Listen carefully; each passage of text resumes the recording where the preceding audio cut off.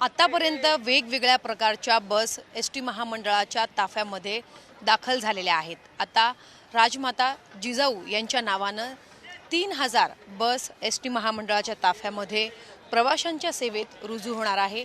राजमाता जिजाऊ या बसचं उद्घाटन आज मुख्यमंत्री देवेंद्र फडणवीस, उपमुख्यमंत्री एकनाथ शिंदे आणि सुनेत्रा पवार यांच्या हस्ते होणार आहे।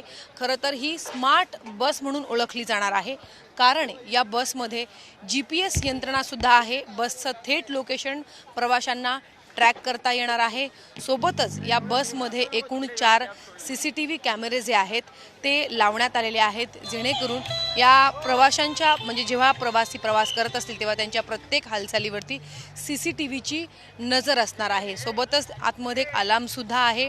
अनुचित प्रकार जर घडल्यास त्या ठिकाणी तो अलार्म सुद्धा वाजेल आणि त्या ठिकाणी तात्काळ मदत जी आहे ती पोहोचवली जाणार आहे।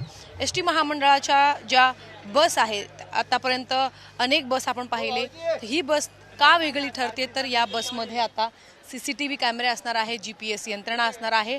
सोबतच सगळ्यात महत्त्वाचं म्हणजे ही बस 3x2ची आसन व्यवस्था जी आहे ती प्रवाशांना पुरवणार आहे। आपल्याला माहिती आहे की बसमध्ये गर्दी झाल्यानंतर प्रवासी हे उभा राहून प्रवास करत असतात, तर त्यांना सुद्धा नीट उभा राहून प्रवास करता यावा अशी व्यवस्था जी आहे या बसमध्ये करण्यात आलेली आहे।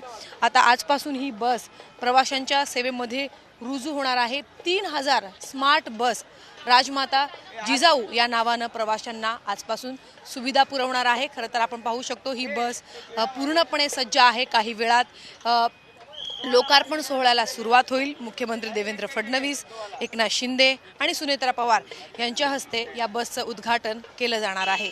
व्हिडिओ जर्नलिस्ट मंगेशसह सीमा आडे, झी 24 तास, मुंबई।